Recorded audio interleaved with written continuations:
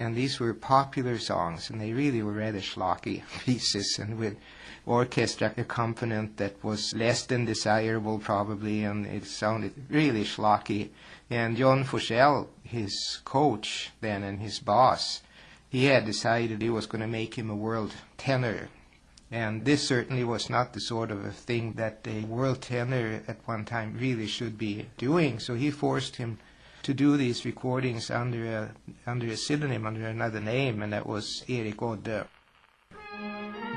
The orchestra accompaniment, or the background music, or whatever you would call it, was pretty poor, and the recording technique wasn't that very funny. And even the titles, like the Tango Flicka and the Tango Girl, I think that describes exactly what it was all about.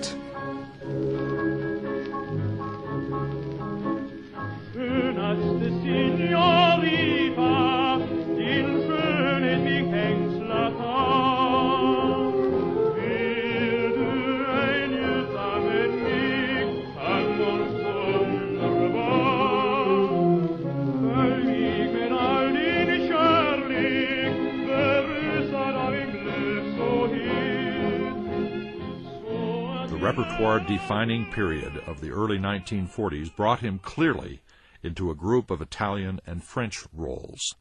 They included Manrico and the Duke in Verdi's Trovatore and Rigoletto, Rodolfo and Des Grieux in Puccini's Bohème and Mano Lescaut, and Faust and Romeo by Charles Gounod.